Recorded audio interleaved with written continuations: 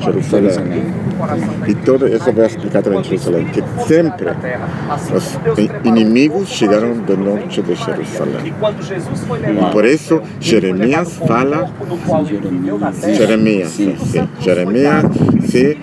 no primeiro capítulo de Jeremias, ele fala, o inimigo chegará do norte. Ele não subiu apenas com seu espírito, mas ele quando vira a cabeça, que vem do norte. Que é Deus morando na igreja, também for levado ao céu, ele levará o corpo no qual ele tem morado na terra. E este corpo é esse aqui e esse aqui, certo? Quando isso acontecer, a Bíblia diz que o filho da perversidade se manifestará, o anticristo. O anticristo se manifestará num cenário muito peculiar, mas existem duas coisas, eu ministrei muito isso em Londres, na igreja, existem duas marcas fortes dessa manifestação. Ele virá para resolver dois grandes problemas. Porque às vezes a gente pergunta assim, por que as nações vão se voltar contra Israel? Por que as nações virão para atacar Israel? É simples. O anticristo se manifestará para resolver dois grandes problemas. Uma crise econômica mundial.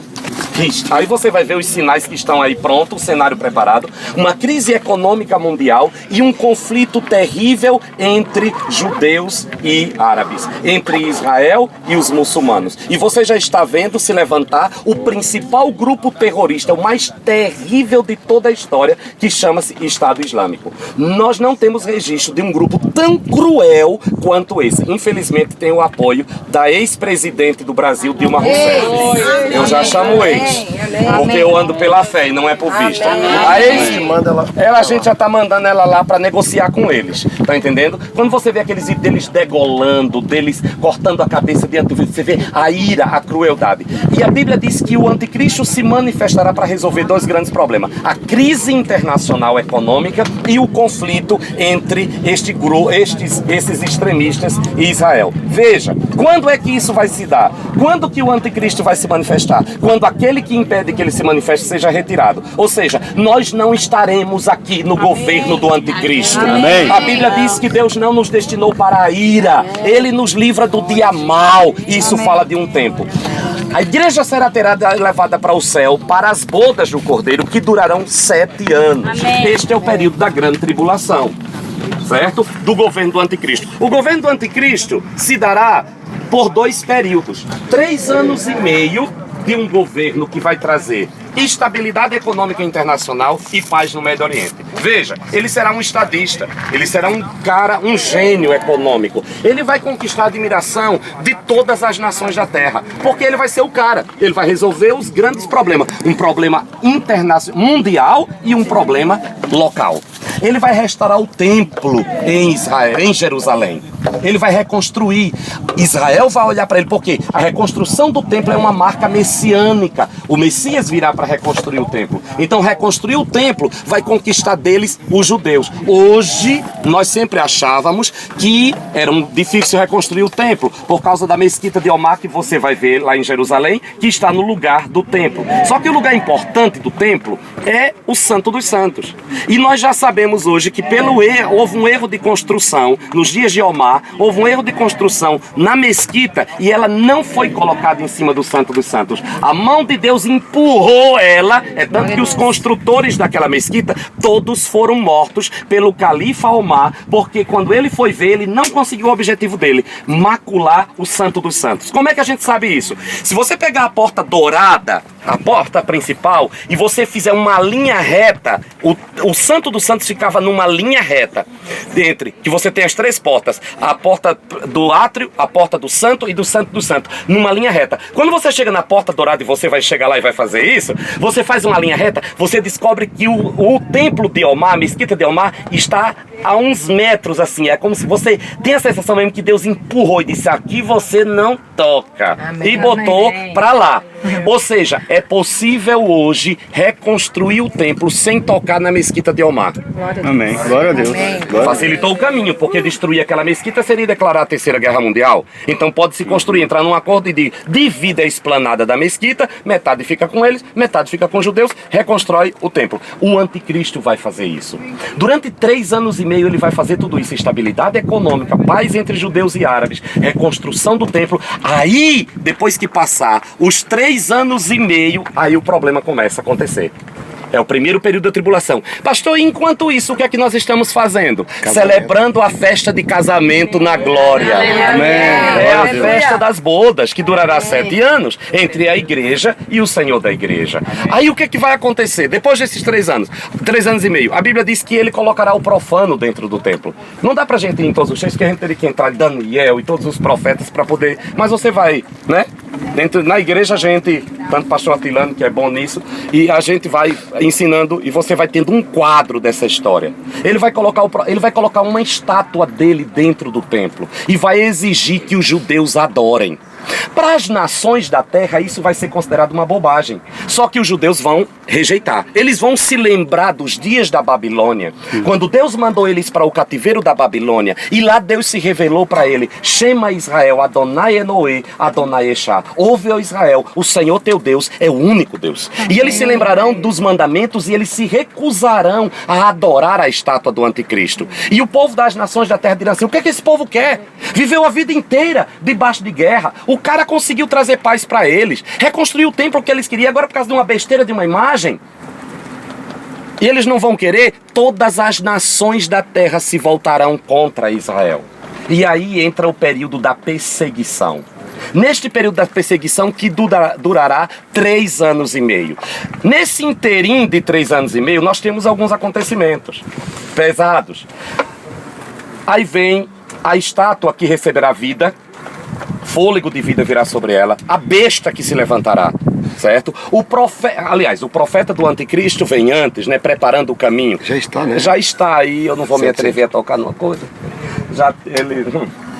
enfim, ele vai juntar, vou só dar umas dicas assim, ele vai conseguir botar judeu e árabe para orar junto, ele vai conseguir, porque ele vai criar uma religião universal, ele vai quebrar todas as barreiras e será bem aceito por todos, certo? Esse é o profeta do anticristo. A imagem receberá vida e começará a perseguição.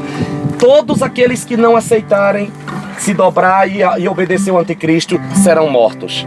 Deus se voltará para Israel. Deus se voltará? Sim. Haverá salvação? Sim. Mas para ser salvo eles terão que pagar com sua própria vida.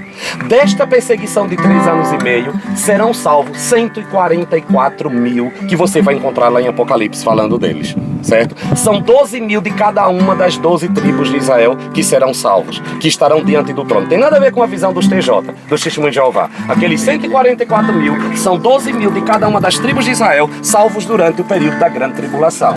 E depois disso, João disse, e depois que eu vi os 144 mil judeus, eu vi uma multidão diante do trono, de todas as tribos, línguas, povos, raças e nações, adorando o Cordeiro. Quem é esta multidão? É a igreja redimida do Senhor. Esta é a multidão. Neste período de perseguição, também se levantará o que a Bíblia chama das 2 testemunhas. Certo? 2 que se levantarão para pregar o evangelho do reino, não é o evangelho da graça. É o evangelho do reino. Qual é a diferença?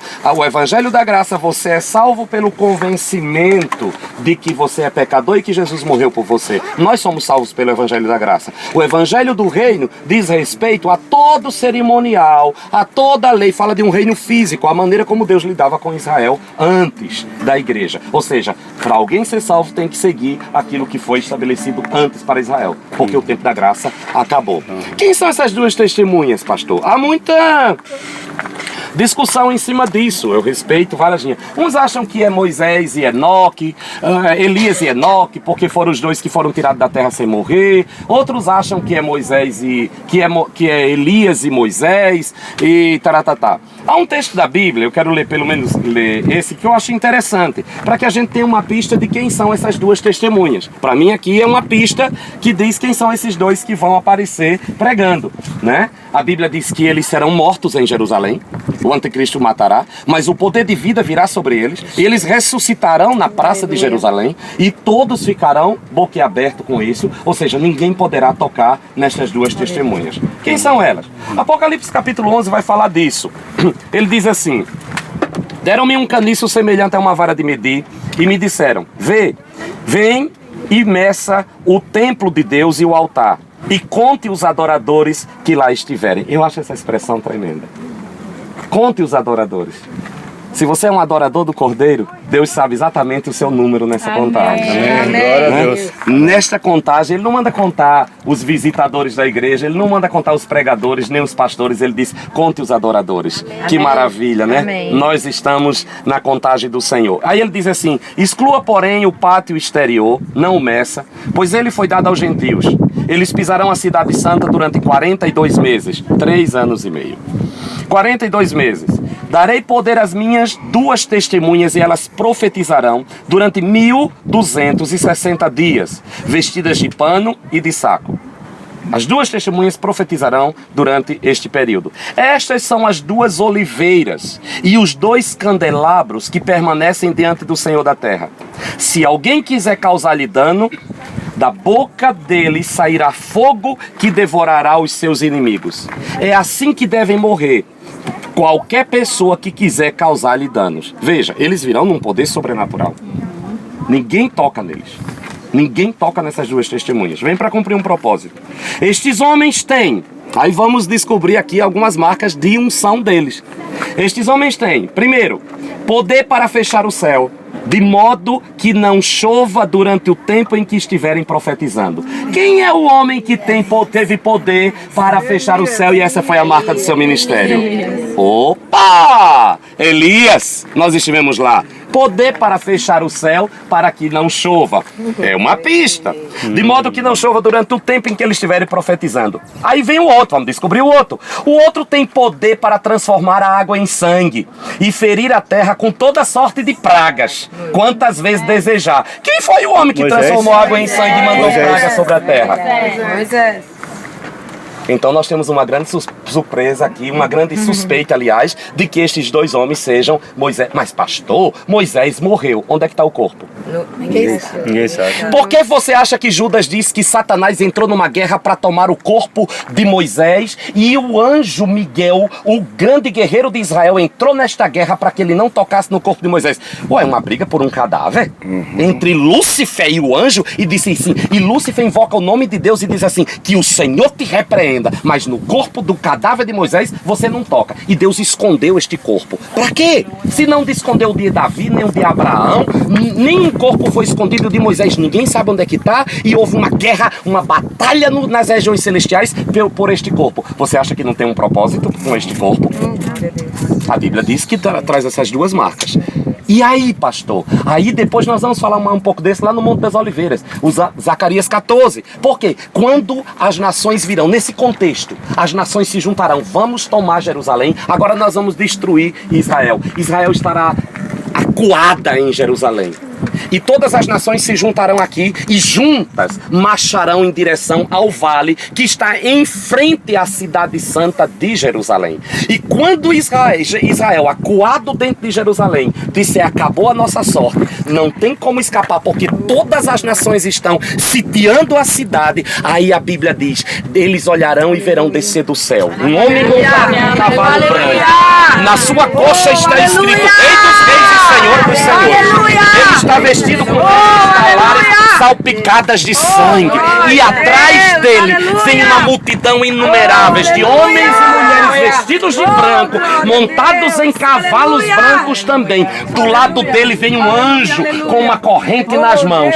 E a Bíblia diz, ele vai pôr os pés sobre o Monte das Oliveiras. O monte vai se abrir ao meio. Veja, amados, 1997, um grupo, uma rede hoteleira queria construir um hotel em cima do Monte das Oliveiras. Fizeram uma pesquisa geológica e descobriram que tem uma falha geológica no Monte das Oliveiras. Se construir um prédio ali, o monte se abre pelo poder, pelo peso do prédio. O monte vai se abrir quando os pés de Jesus pisarem nele. Ele se voltará e a Bíblia diz que ele, com o sopro da sua boca, destruirá o anticristo. O anjo que está do seu lado, eu quero vir perto desse anjo porque eu quero ajudar a carregar a corrente. Ele vai amarrar Satanás por 1000 anos. E Israel ficará surpreso com este livramento. Jesus estenderá suas mãos para a casa de Israel. Quando Israel olhar para as mãos, verá as marcas dos cravos e lembrar-se-á daquele que foi crucificado. E Zacarias disse, eles prantearão como uma mãe pranteia quando perde o seu filho primogênito, porque eles se lembrarão daquele que foi crucificado. Eles olharão para Jesus no monte e dirão, onde tu adquiristes estas marcas? E Jesus dirá, na casa dos meus amigos.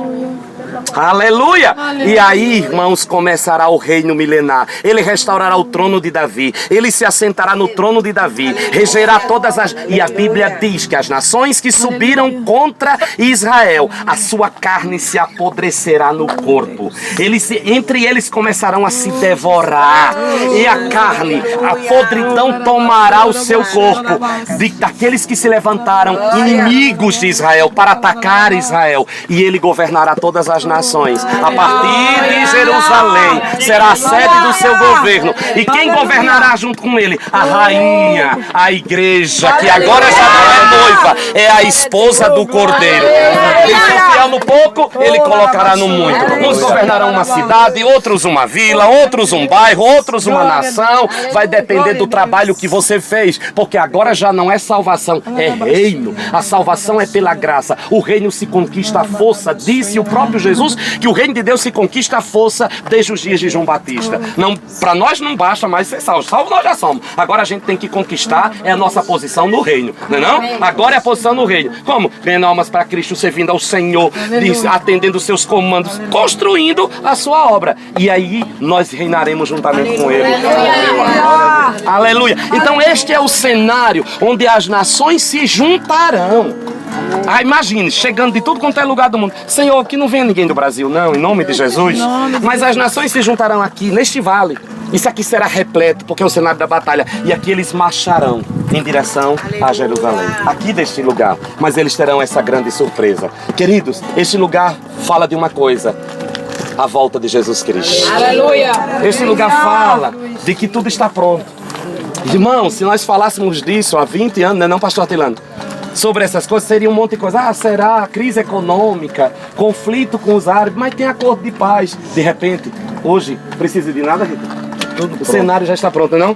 Tudo está pronto, queridos. Tudo. E é porque nós não estamos dando um seminário aqui de escatologia, mas se nós entrássemos nas profecias de Daniel, nos chifres do carneiro, nos 3 chifres que caem para surgir o chifre pequeno, as 10 nações da Europa, o anticristo virá da Europa, as 10 nações da Europa que se juntaram em Roma, os pés da estátua que Daniel viu, né? Os 2 reinos, as pernas que é Roma, que é o Império Romano, dividido em 2. Roma, o Império do Norte, o Império do Sul. A única parte da estátua que vai se restaurar, os dedos que se restauram são os 10 países que se juntaram para formar o bloco da comunidade europeia. 3 cairão. A crise está pronta, tem 3 na Berlinda. Tem mais de 3, mas nós temos principalmente Grécia, Espanha, Portugal, estão na Berlinda para caírem. Quando eles caírem, se levantará um chifre pequeno. Quem é esse chifre pequeno? O anticristo que virá da Europa. A Bíblia diz que ele abominará o desejo às mulheres, será um homossexual. Olha as nações se preparando para aceitar um líder internacional homossexual. E vocês estão pensando o quê? Todo esse movimento hoje de homofobia, respeito de lei, não sei o quê. O que é isso? Uma preparação intelectual para que ninguém ache estranho. Há uns anos atrás, um líder mundial assumidamente homossexual seria um escândalo. Hoje começa a mente sendo transformada. Aí a Bíblia diz: renove a sua mente pela palavra, pelo Espírito. Para quê? Para que você não se conforme com esta mentalidade. Amém, amado? Não estou falando de respeito às pessoas, não vamos respeitar qualquer pessoa. Eu estou falando de uma mente renovada por este livro aqui. Para que você não chame de normal o que a Bíblia diz que não é normal. Para que você não chame de santo o que a Bíblia diz que é pecado. Amém, irmãos? Amém. Não vamos. E isso são as formas dele trabalhar. Ou seja, todo o cenário preparado. Porque para que receba o anticristo, nós não estaremos aqui. Aleluia. Nós não estaremos aqui. Maranata. Maranata. Maranata. Ora vem, Senhor Jesus. E a partir deste lugar, nós exaltamos ao Senhor. Aleluia. Nós estamos alerta na torre de vigia. Nós estamos prontos. Tudo está pronto, todo o cenário.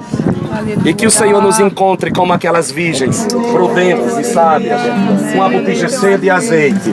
Não se encante com este mundo, não se encante com os valores deste mundo. Não se encante, continue na sua posição, mantenha sua lamparina cheia. Quando disserem que o noivo vai tardar, não acredite, breve virá o Senhor. Breve virá. Amém. Aleluia.